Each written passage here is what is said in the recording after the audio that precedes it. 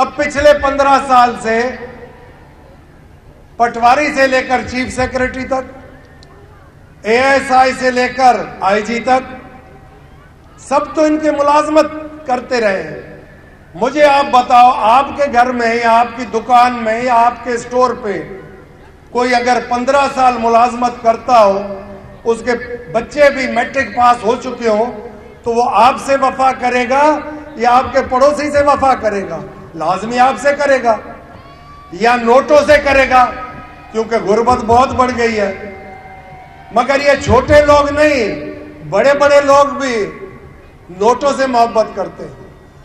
तो लिहाजा 5000 की करेंसी के नोट मार्केट में है ही नहीं, सिर्फ इन लोगों के पास है। तो ये सब नैब का जो इदारा है, क्या वो सोया हुआ है? इनके ऊपर जो इतने केसेस हैं, जिन केसेस से ये साफ सुथरे होकर इलेक्शन लड़ पड़े, क्या ये लड़ सकते थे? सब आदमी ये कह रहे हैं कि हमने वोट इसको दिया ही नहीं था, ये जीता कैसे? तो ये था नोट का कमाल। जो करते धरते हैं, जो सूझबूझ रखते हैं, जो मुहिब्बे वतन हैं, जो अपने आप को कहते हैं हम वारिस हैं, वो अब फैसला करें कि अवाम क्या लावारिस है? क्या आप इस अवाम के वारिस नहीं हो? कल भी इन्होंने आवाज टीवी पे खबर चलाई जो कि गुमराह करने के लिए खबर थी। मैं वाजे आपको आज फिर अनाउंस करके कह रहा हूं कि पीरसा पगारो लीड कर रहा है जीडीए को। पीरसा पगारो हेड है फंक्शनल मुस्लिम लीग का। ये लोग गुमराह करने के लिए गलत खबरें चलाते हैं, गलत टिकर चलाते हैं, सोशल मीडिया में भी गलत चलाते हैं खबर।